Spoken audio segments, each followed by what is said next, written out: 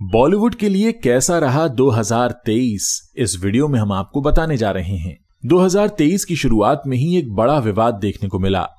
शाहरुख खान की फिल्म पठान के गाने बेशरम रंग पर लोगों ने काफी आपत्ति जताई। कहा गया कि दीपिका पादुकोण ने इस गाने में भगवा रंग की बिकनी पहनकर एक आपत्तिजनक डांस किया। फिल्म की रिलीज को रोकने के लिए देश के कई हिस्सों में पोस्टर्स जलाए गए, थिएटर्स को फूंकने की धमकी भी दी गई। इसके बाद मई महीने में रिलीज हुई फिल्म द केरला स्टोरी पर भी भारी बवाल हुआ। कहा गया कि यह फिल्म मुस्लिमों के खिलाफ द्वेष की भावना से बनाई गई है। फिल्म में दिखाए गए फैक्ट्स पर भी कई सारे सवाल उठने लगे। फिर जून महीने में रिलीज हुई फिल्म आदिपुरुष में देवी देवताओं के गलत रूपांतरण पर सवाल उठा। परिणाम ये रहा कि 600 करोड़ रुपए में बनी ये फिल्म हिंदी सर्किट में 150 करोड़ तक ही सिमट कर रह गई। मंदिर परिसर में डायरेक्टर ओम राउत का एक्ट्रेस कृति सेनन को किस करना भी लोगों को नागवार गुजरा। अक्षय कुमार की फिल्म ओ माई गॉड 2 के खिलाफ उज्जैन के पंडितों ने मोर्चा ही खोल दिया। उनका कहना था कि फिल्म से महाकाल मंदिर के सारे शॉट्स हटा लिए जाएं। ऐसा ना करने पर कोर्ट जाने की बात भी कही गई थी। फिर रश्मिका मंदाना के डीप फेक वीडियो पर भी खूब चर्चा हुई। एआई के बढ़ते दुरुपयोग पर अमिताभ बच्चन समेत कई बड़े सितारों ने चिंता जाहिर की। इस साल सेंसर बोर्ड विवाद भी काफी चर्चा में रहा। तमिल एक्टर विशाल ने मुंबई में बैठे सेंसर बोर्ड के अधिकारियों पर पैसे लेकर फिल्म पास करने का आरोप लगाया था। इस मामले में सीबीएफसी चेयरमैन प्रसून जोशी की चुप्पी भी काफी सवाल खड़े कर रही थी। अब 2023 खत्म होने के मुहाने पर है। हम जल्द ही नए साल में प्रवेश करने वाले हैं। हालांकि उससे पहले हम फिल्मी जगत में हुए कुछ कंट्रोवर्शियल मोमेंट्स पर एक नजर डालेंगे। ये साल फिल्म इंडस्ट्री के लिए कितना विवादास्पद रहा, इस पर बात करेंगे।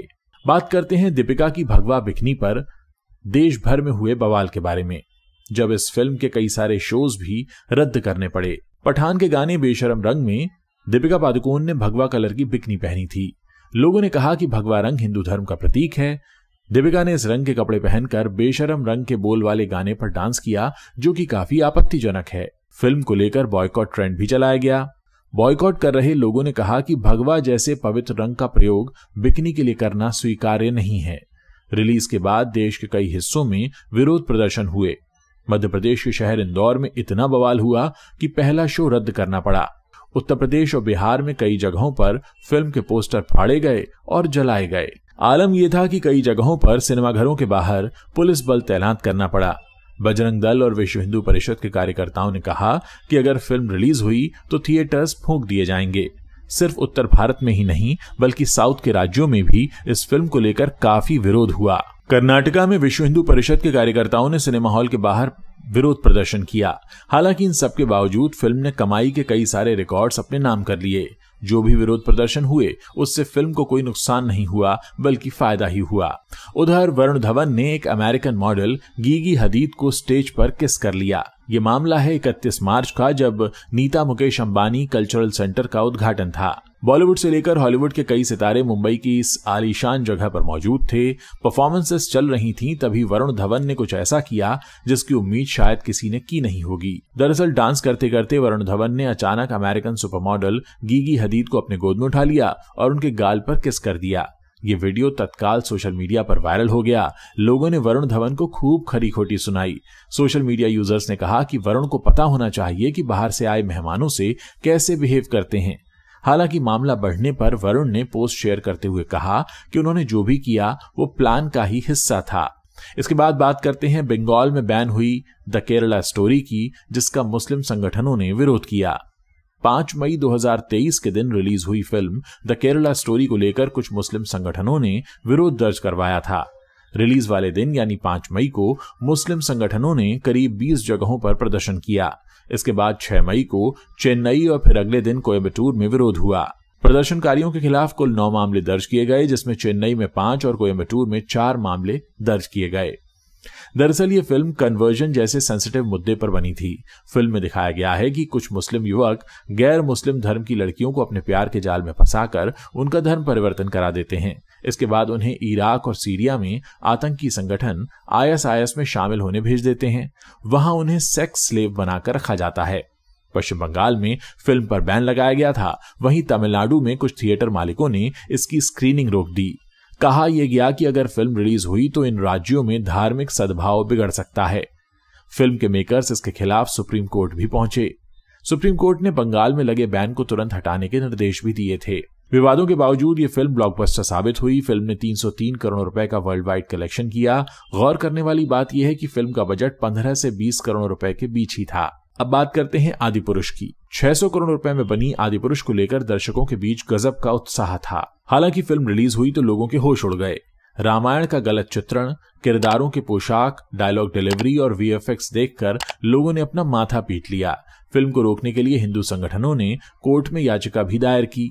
याचिका में कहा गया कि जिस तरीके से फिल्म आदिपुरुष में भगवान राम, माता सीता और हनुमान जी का चित्रण किया गया है वो महर्षि वाल्मीकि की रामायण और तुलसीदास की रामचरितमानस के ठीक विपरीत है। छत्तीसगढ़ के तत्कालीन मुख्यमंत्री भूपेश बघेल ने भी इस फिल्म का विरोध किया था।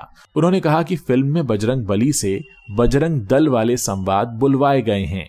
इस फिल्म के जरिए हमारे आराध्य देवताओं की छवि बिगाड़ने का प्रयास किया गया है। लोग टिकट कैंसिल कर रहे थे। एक शख्स ने स्क्रीनशॉट शेयर करते हुए लिखा कि उसने फिल्म के लिए 9 टिकट बुक किए थे, हालांकि अब उन्हें कैंसिल कर रहा है क्योंकि वो अपने बच्चों को ऐसी रामायण तो नहीं दिखा सकता। फिल्म के डायलॉग्स पर सबसे ज्यादा विवाद हुआ था। डायलॉग राइटर मनोज मुंतशिर को लोगों ने निशाने पर ले लिया। आखिरकार रिलीज के 3 दिन बाद फिल्म के डायलॉग्स में बदलाव किया गया। मनोज मुंतशिर ने पब्लिकली अपने काम के लिए माफी भी मांगी। एक नजर डालते हैं आदिपुरुष के विवादित डायलॉग्स पर। फिल्म में हनुमान जी ने रावण के बेटे इंद्रजीत से कहा, कपड़ा तेरे बाप का, तेल तेरे बाप का, जलेगी भी तेरे बाप की। इसी फिल्म में इंद्रजीत ने हनुमान जी से कहा, तेरी बुआ का बगीचा है क्या जो हवा खाने चला आया। इसी फिल्म में हनुमान जी ने रावण की सभा में कहा, जो हमारी बहनों को हाथ लगाएगा उनकी लंका लगा देंगे। फिल्म में विभीषण ने रावण से कहा, आप अपने काल के लिए कालीन बिछा रहे हैं। और इसी फिल्म में लक्ष्मण के ऊपर वार करने के बाद इंद्रजीत ने कहा, मेरे एक सपोले ने तुम्हारे शेषनाग को लंबा कर दिया, अभी तो पूरा पिटारा भरा पड़ा है। असल में यह विवाद यहीं पर नहीं रुका। आदिपुरुष की रिलीज से पहले भी एक और विवाद हुआ था। दरअसल फिल्म की पूरी टीम ट्रेलर लॉन्च के मौके पर आंध्र प्रदेश के तिरुपति स्थित वेंकटेश्वर तिरुमाला मंदिर में दर्शन करने पहुंची थी। वहां से निकलते वक्त फिल्म के डायरेक्टर ओम राउत ने एक्ट्रेस कृति सेनन को गुड बाय किस कर लिया। मंदिर परिसर में ऐसा करना कुछ लोगों को खटक गया। तमिलनाडु बीजेपी के नेता रमेश नायडू ने कहा कि भगवान वेंकटेश्वर की मूर्ति के सामने यह सब करना सरासर गलत है। कुछ पुजारियों ने भी ओम राउत के इस कृत्य पर कड़ा विरोध जताया। इसके बाद 25 साल छोटी एक्ट्रेस को किस करने की बात पर ट्रोल हो गए नवाजुद्दीन सिद्दीकी। 23 जून 2023 के दिन रिलीज हुई फिल्म टीकू वेट्स शेरू के एक सीन पर काफी कंट्रोवर्सी हुई। दरअसल इस फिल्म में 49 साल के नवाजुद्दीन सिद्दीकी का 22 साल की एक्ट्रेस अवनीत कौर के साथ एक किसिंग सीन था। काफी लोगों को यह सीन रास नहीं आया। अपनी उम्र से 25 साल छोटी एक्ट्रेस के साथ किसिंग सीन देना नवाजुद्दीन को बहुत ज्यादा भारी पड़ गया। इसके लिए फिल्म की प्रोड्यूसर कंगना रनौत को भी ट्रोल किया गया। इसके बाद नंबर आता है फिल्म 72 हूरे का, जिसमें मुस्लिमों की छवि खराब करने के आरोप लगे और प्रोड्यूसर को सुरक्षा देनी पड़ी। वैसे तो फिल्म 72 हूरे 2019 में रिलीज हो गई थी, लेकिन थिएटर्स में इसे 7 जुलाई 2023 को रिलीज किया गया। फिल्म का टॉपिक बहुत सेंसिटिव था। फिल्म में दिखाया गया है कि कुछ मौलवी मौलाना लोगों को 72 हूरों का लालच दिखाकर आतंकवादी बनाते हैं, उन्हें सुइसाइड बॉम्बर बनाकर मासूम लोगों को मारने के लिए बरगलाते हैं।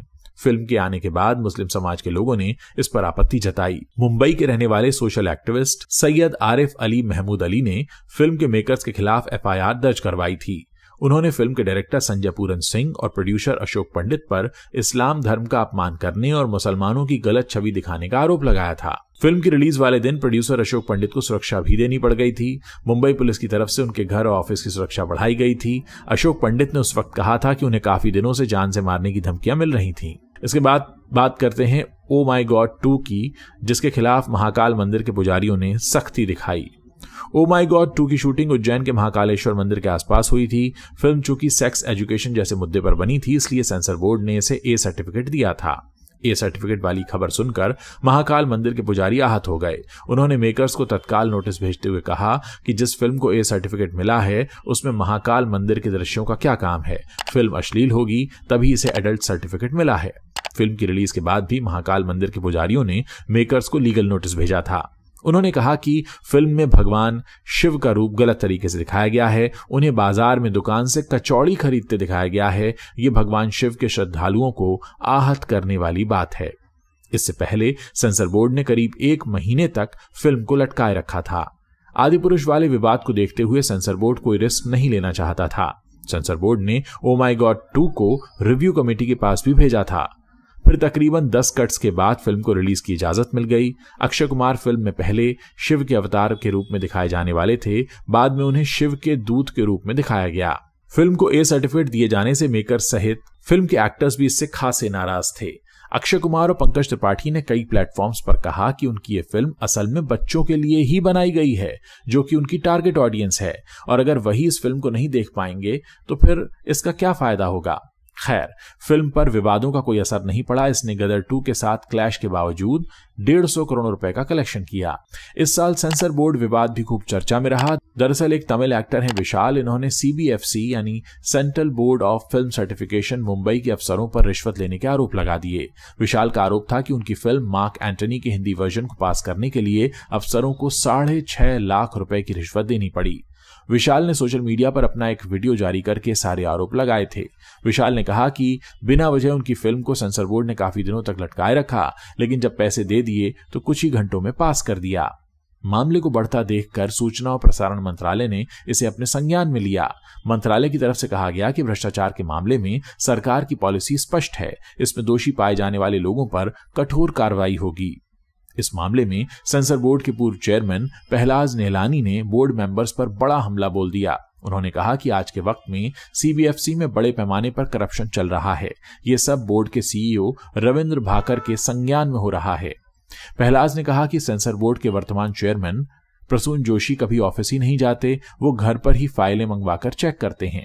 इस घटना के बाद कई सवाल उठे। जब विशाल जैसे एक बड़े एक्टर के साथ ऐसी घटनाएं हो रही हैं, तो छोटे मोटे प्रोड्यूसर्स के साथ क्या होता होगा। अब बात करते हैं आलिया भट्ट की लिपस्टिक वाली बात की, जिसने काफी तूल पकड़ लिया था। आलिया भट्ट ने वोग इंडिया के साथ एक मेकअप ट्यूटोरियल किया था। इस दौरान उन्होंने कहा कि वो जब भी डेट पर जाती हैं, उनके पति रणबीर उन्हें लिपस्टिक हटाने के लिए कहते हैं। आलिया ने कहा कि रणबीर को उनके होठों का नेचुरल कलर पसंद है। आलिया के स्टेटमेंट के बाद रणबीर कपूर ट्रोल हो गए। उन्हें टॉक्सिक हस्बैंड सहित न जाने क्या क्या कहा गया। सोशल मीडिया यूजर्स ने कहा कि रणबीर की वजह से आलिया की आजादी छिन गई है। रणबीर के नक्शे कदम पर चलने के लिए आलिया मजबूर हैं। एक यूजर ने लिखा, मुझे यकीन ही नहीं हो रहा है कि एक टॉप की एक्ट्रेस अपनी महंगी लिपस्टिक को सिर्फ इसलिए पोस्ट देती है क्योंकि उसके पति या बॉयफ्रेंड को यह पसंद नहीं है। इसके बाद बात करते हैं दीपिका पादुकोण की, जो कि अपने एक स्टेटमेंट के लिए काफी ट्रोल हो गई। कॉफी विद करण के नए सीजन के पहले एपिसोड में दीपिका पादुकोण ने कुछ ऐसा बोल दिया जिसकी वजह से उन्हें ट्रोलिंग का सामना करना पड़ा। दीपिका ने कहा कि वो रणवीर के साथ रिश्ते में थीं, फिर भी किसी गैर से मिलने के लिए स्वतंत्र थीं। हालांकि तब तक दोनों एक दूसरे के लिए सीरियस नहीं थे। ऐसा तब तक था जब तक कि रणवीर ने दीपिका को शादी के लिए प्रपोज नहीं किया था। दीपिका ने कहा कि उस वक्त वो भले ही किसी के बारे में सोचें, लेकिन दिल और दिमाग से रणवीर से ही कमिटेड थीं। दीपिका के इस बयान पर काफी ज्यादा विवाद हुआ।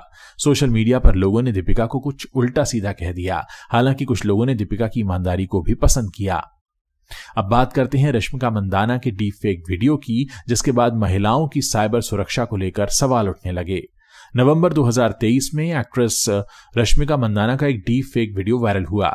इसमें एक महिला लिफ्ट के अंदर आती नजर आ रही थी। इस महिला ने बोल्ड कपड़े पहने थे और दिखने में रश्मिका मंदाना जैसी लग रही थी। हालांकि असलियत में ये ज़ारा पटेल नाम की एक महिला थी, जिसके चेहरे को AI की मदद से रश्मिका के चेहरे में तब्दील कर दिया गया था। इस वीडियो को देखने के बाद लड़कियों और महिलाओं की साइबर सुरक्षा को लेकर कई सवाल उठने लगे। खुद रश्मिका भी ये वीडियो देखने के बाद काफी आहत थीं। रश्मिका ने सोशल मीडिया पर लिखा, मेरा एक डीप फेक वीडियो इंटरनेट पर वायरल हो रहा है, जिसके बारे में बात करते हुए मुझे बेहद दुख है। ईमानदारी से कहूं तो यह सिर्फ मेरे लिए ही नहीं बल्कि सभी के लिए बेहद डरावना है। हम इस नई टेक्नोलॉजी के मिसयूज की वजह से खतरे में आ गए हैं। इस पूरे मामले पर अमिताभ बच्चन ने भी सोशल मीडिया पर अपनी नाराजगी जाहिर की थी। इस मामले में पुलिस तुरंत एक्शन में आई। दिल्ली पुलिस ने अब तक इस मामले में 4 संदिग्धों को भी पकड़ा है और मामले की जांच अभी चल रही है। इसके बाद बात करते हैं फिल्म एनिमल की। एनिमल के डायरेक्टर को बताया गया महिला विरोधी। जी हां, 1 दिसंबर के दिन रिलीज हुई रणबीर कपूर की फिल्म एनिमल के सीन्स और डायलॉग्स पर कंट्रोवर्सी शुरू हो गई। ऑडियंस के एक ग्रुप ने कहा कि इस फिल्म में महिलाओं को कमजोर दिखाया गया है। फिल्म का एक डायलॉग काफी चर्चा में रहा। ये डायलॉग था, महीने में 4 पैड चेंज करने के लिए इतना नाटक करती है तू, मैं रोज 50 कर रहा हूं। इस डायलॉग के बाद फिल्म के डायरेक्टर संदीप रेड्डी वांगा निशाने पर आ गए थे और सोशल मीडिया यूजर्स ने उन्हें महिला विरोधी तक करार दे दिया। हालांकि इसी फिल्म में यह भी आरोप लगाए गए कि पुरुषों की एक अलग तरह की छवि यहां पर पेश की गई है। अल्फा मेल के नाम पर पुरुष की उद्दंडता को सही साबित करने की कोशिश की गई है। बहरहाल बॉलीवुड तो हमेशा से ही विवादों के बीच पलता रहा है, तो 2023 भी कुछ खास अलग नहीं रहा। अब जल्द ही 2024 की शुरुआत होगी। देखते हैं 2024 के इस साल में और कौन सी नई कंट्रोवर्सीज होती हैं। अगर आपको ये वीडियो अच्छा लगा हो तो इसे अपने दोस्तों के साथ शेयर करना मत भूलिएगा। और हाँ, अगर आपने अभी तक हमारे चैनल को सब्सक्राइब नहीं किया है तो आप इसे अभी तुरंत सब्सक्राइब कर सकते हैं।